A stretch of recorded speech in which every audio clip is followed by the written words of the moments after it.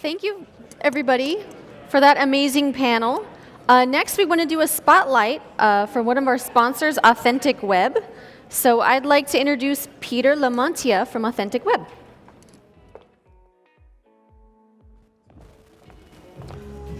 Hi, everybody. Hi, everybody. That was great. Wasn't that really good? If anyone doesn't know, there's another program that I know of called CEO, where they activate new female entrepreneurs. It's a really good program.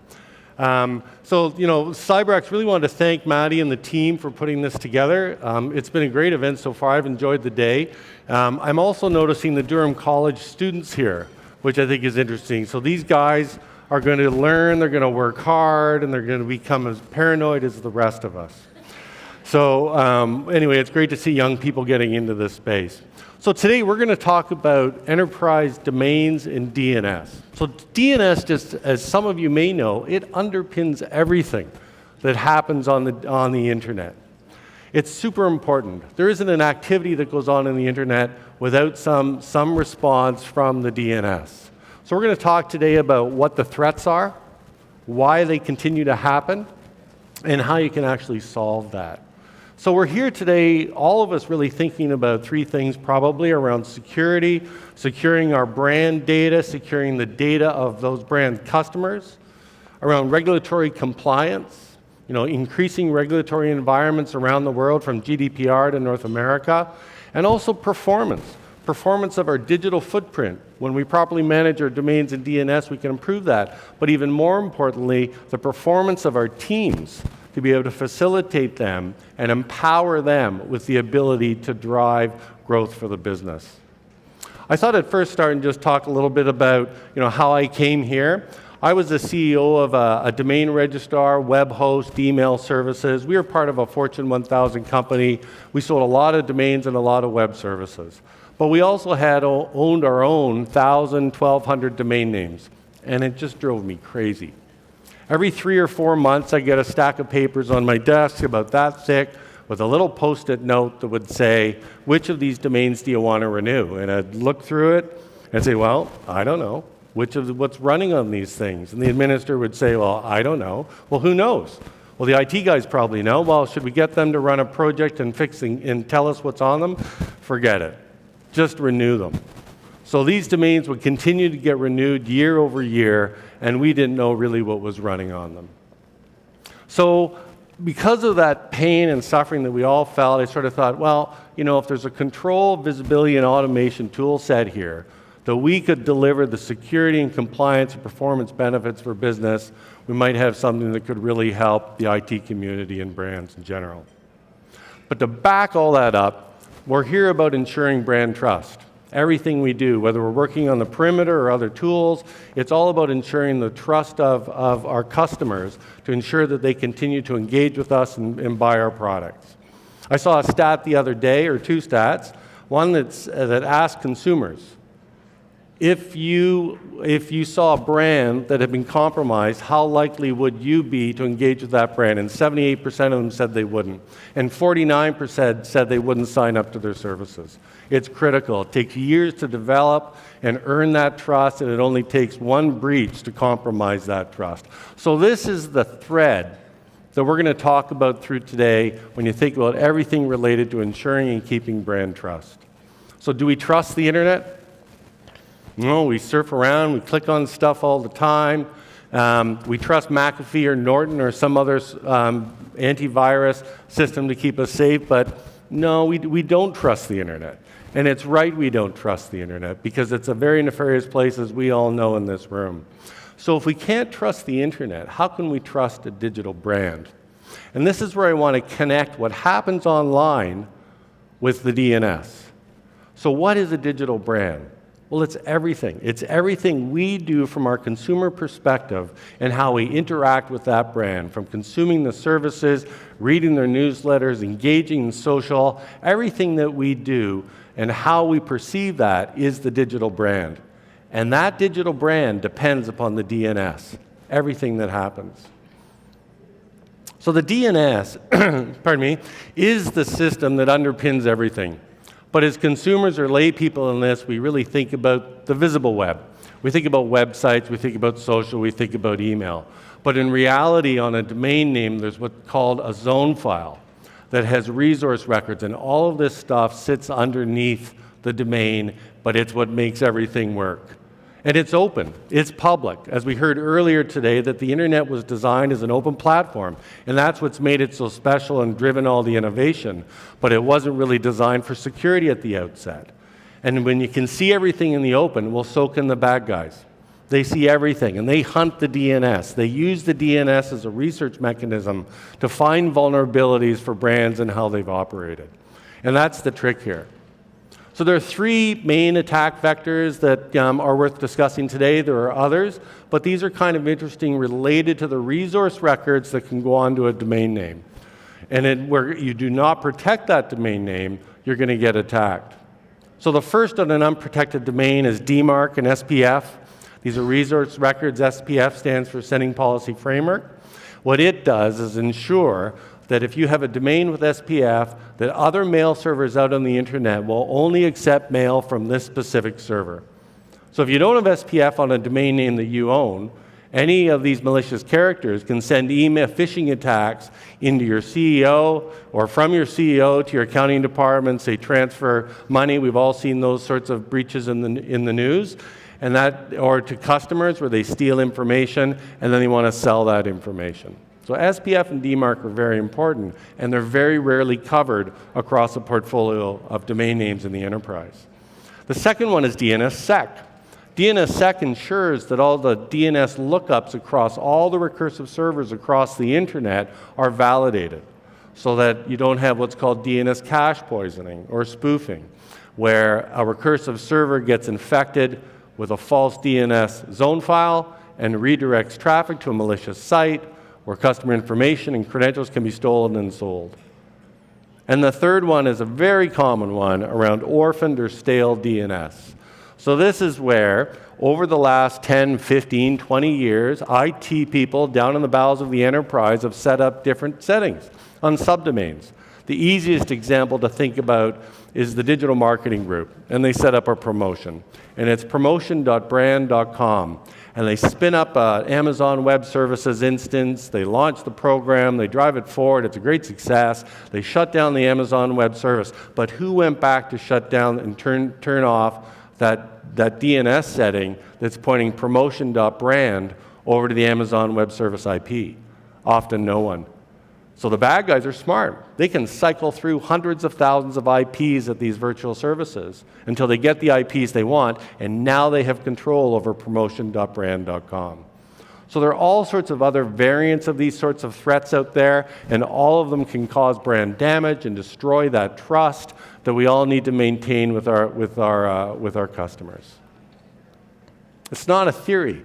I gave a similar discussion like this with the Conference Board of Canada last year in the CMA, and we had these stats at that time that 2018 would be the worst year, that the cost of DNS attacks and phishing will continue to rise, and it all came true. It's become a bit of an epidemic. We see disasters in the news, and what you would think of is very sophisticated organizations that don't have control over their domains and their DNS, and they got hit. And the scale and severity just continues to grow. We see it all the time. It's happening again. The Department of Homeland Security and the National Cyber Security Center in the UK issued warnings out to the public and to organizations and edicts within their own departments to be able to set up security settings. So it's become a real problem. So what's going on? Why is this continuing to happen inside the enterprise? Well, it used to be easy. You used to have one domain. You had one domain registrar, you had one DNS provider, you had a C-level and an IT person that registered the domain and set it up, and away you go. Well, that was easy, no problem. We have one domain. Well, then we have two, and then we have three, and then we have four. Well, we're not going to change our whole process yet, but it's a bit of a boiling frog syndrome, because today, corporations have hundreds and thousands of domain names. They have multiple registrars for various reasons, IT preferences over the years, acquisitions, vendors that have fallen out of favor, and even more DNS services. We do audits for companies, and we look at their DNS footprint, and we can see that, often the case would be 5 to 8 different registrars and 20 to 50 different DNS services liable. Who's got access to those? What are their user permissions? Who's doing what, and when are they doing it? And people don't know. And as important to that, where it was just a couple of people in the organization in 1995, today it's everybody. Everybody's dependent upon domains and the DNS, so we have silos starting to operate around the business. And the processes haven't changed in 20 years. And companies, as I mentioned, have hundreds or thousands of domains. You say, why? Why do you have so many domain names? Well, a lot of good reasons. You've got trademarks to protect, you've got new promotions, you've got products, you've acquired companies, you've inherited a whole bunch of domain names. And why so many as well? Because business is digital, and digital depends on the DNS. So that message around the DNS representing everything that you do in your digital footprint is a really critical understanding that needs to be educated inside larger organizations.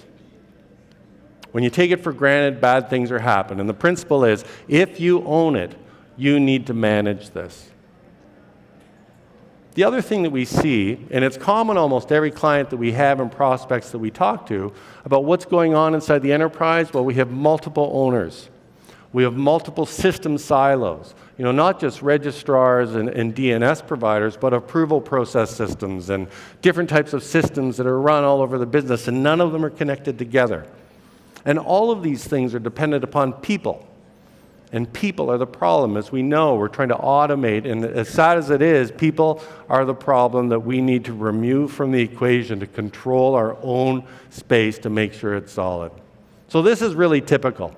We have an order or a change management system, some ticketing system. Maybe you're using SharePoint, maybe it's ServiceNow, maybe Remedy, who knows what, where someone requests a new domain or an edit to a domain. Some use email, some still use forms. So that information goes to an individual or individuals within different silos or organizational units in the company, and then they're going to go and register a domain name in a registrar system, one of who knows how many. And then that person's going to pass it on and submit another ticket to the IT guys to go over and set up the zone file and to point that domain and where they want it to see. So we've got people involved. And then there's another group that might have some DNS analytics that then if there's going to be edits on that, they're going to try to feed that information back into the systems that they're currently using. And then you may have security policies. But how do you enforce those security policies? How do you know that when Bob in the IT group said, yeah, I set up SPF, I set up DNSSEC, I set up DMARC, everything's good. How do you know it's actually done? It's very difficult to know that because there's no change management involved. And then zone file reviews. Now, if any of you, how many people in here have been involved in a zone file review? Anybody? It's pretty nasty stuff. It very rarely gets to end of task. Suddenly someone in the organization goes, oh my goodness, we've got stuff pointing out all over the internet and we don't have control of this. Okay, we got a project, let's do a zone file review. Right, okay, we'll get the guys on and we start to review it. We look and say, okay, here they are, here are all the IP addresses for these. Well, are those important? I don't know, you've got to ask the business unit owner. Well, he doesn't know or she doesn't know. Well, what about their marketing guys? Well, they don't understand the DNS either, so they don't know. Okay, this is ridiculous. We've got another project, so on we move. So it never really gets done. And then you have the dreaded Excel, where you're looking at these portfolios and you're saying, what do we own? What do we need? And boy, don't be the one to say, let a domain expire that's running some critical piece of infrastructure that was set up years and years ago. It's a big challenge. So people just renew them and off they go. So it's a challenge. So that's what's happening inside the enterprise. And we got to think, okay, so what are some of the threats here? So when we think about what we're doing inside the enterprise, and rightly so, we're spending tons of money and tons of resource to protect the perimeter, right? And rightly so. You got to keep the bad guys out of there, no question about it. But the problem is that as we move to the cloud, everything is running outside the perimeter. Your DNS provider, your registrar, but all of these cloud services that are being set up around the business are all outside in the publicly available external DNS. And that's also where your customers are. They're out there. And they're out there and engaging with you. They're not connecting into your perimeter. They're out on some other web service. And that's where all the nefarious guys are as well, because they see everything that's going on. They're hunting. They're looking for vulnerabilities. Who can I infect? What credential can I steal if I sit on a connection over here that can get me some sort of access credential to get through a VPN or get into the enterprise? So they use the external to be able to compromise the customer data and also gain credentials to get further into your network. So there's 3 questions related to this that we always like to ask companies. The first is, do you have a tamper-proof system to manage domains and DNS? Right? Makes sense? Can you prove that that system enforces security policies and change management? And third, does that system integrate fully with your registrar and DNS system? It's not good enough to have a very expensive ticket management system if it's broken and people are in the middle to do it, because there's no way to verify that that work is done. There's no way to fully audit. You're going to be non-compliant when it comes to data management and governance. So those 3 questions you need to ask yourselves internally, whether or not you have those. So that's the problem, right? So that's the problem that we're all facing. It's gotten really gnarly. It's getting worse with digital transformation. The use of the cloud is exploding, and rightly so. But I'd like to sort of summarize this in 4 statements. So the first one is, domains and DNS are extremely vulnerable to compromise. So looking at this brand sphere once again, when we think about the external threats that are out there, and there's lots of them, and the nefarious guys use these in combination in different types of phases, the attacks, to try to get at you, get at your customers, and get in. But it's really difficult to control with the legacy systems and processes that we have in place that are, again, dependent upon people. The IT guys have a hard time. It just persists because it's tough to get and keep control. And as we've heard earlier, it is related to the internal processes. It's the people that are the problem, the process that we establish. And the way that we do that today is mostly manual. How we manage keys, how we enforce policies, silos and entity collaboration or the lack thereof, and personnel turnover.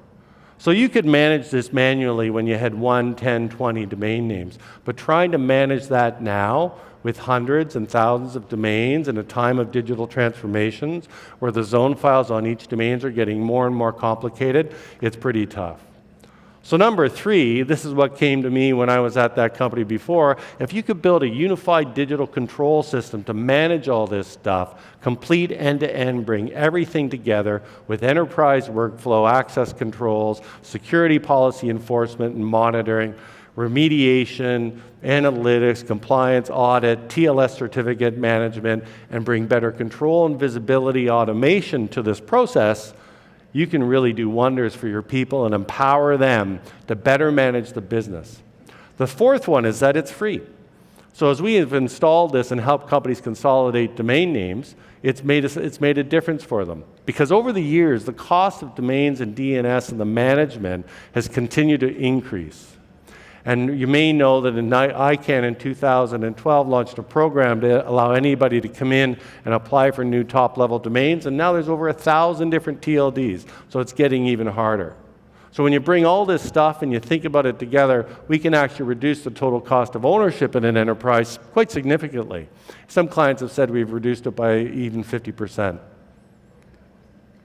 We also provide IT managed services, so guys would say to us, look, we don't have time to do that, that's a problem, we're focused on other priorities. Well, we'll do it for you. We'll do the consolidation, the transition, we'll do DNS security coverage, we'll help you do some audits, we have a service desk for best practices, and we'll also do a domain strategy to figure out what's happening in the future.